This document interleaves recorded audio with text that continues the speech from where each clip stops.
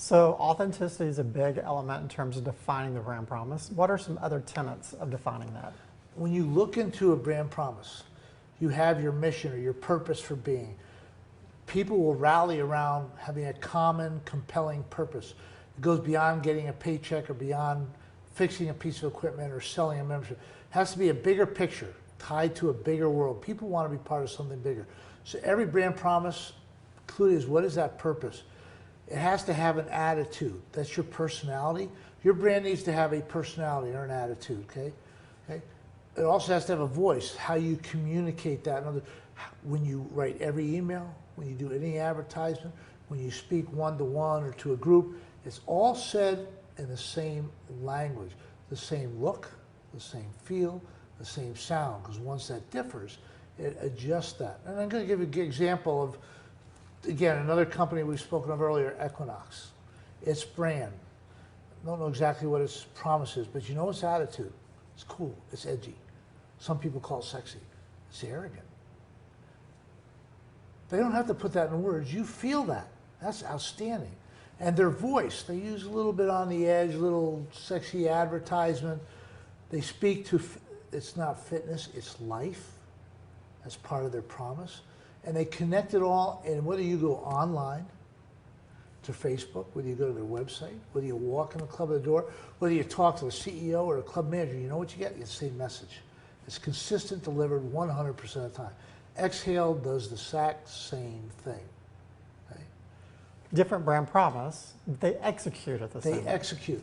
They're consistently. Consistently, all the time, across all messaging media. Messaging media is not just an ad, it's not just social media, it's not just website, it's actually the touch points within the experience. So if you go to Equinox or Exhale, those touch points. What's a touch point? Touch point is that point of interaction between your customer, i.e. your member, and your staff, or if you want to call it your brand. And you actually think it's your brand. So give me an example of touch points would be, it's when I walk into a club and my first interaction with that front desk receptionist. That's a touch point. Does that touch point with the receptionist convey my brand promise? Okay. It's when I walk out and I get on a fitness floor to my personal trainers, to the fitness instructors. When I interact with them, does it fulfill the promise? Okay? Does it have the right attitude? Does it have the right tone?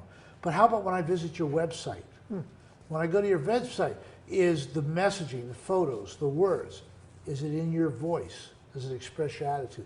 When I go to your Facebook page, your Twitter feed, and I'm reading that, is it in your voice? Does it express your attitude?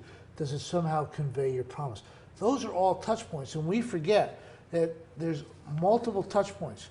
It's the sum of those touch points that determine whether you consistently deliver on your brand promise, and if it messages what your real value proposition is. And the unique thing is if you fall down, maybe one touch point or here's some problem, but if your touch points and the message from them don't all align, you destroy the power of your brand promise. My guess is people will not trust you. Exactly. If you're not consistent. They don't know what they're going to get.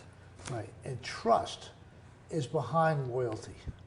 Loyalty is behind revenues and profitability and growth.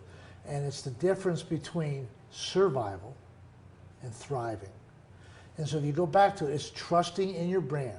It's trusting that the promise you have will always be fulfilled on my behalf.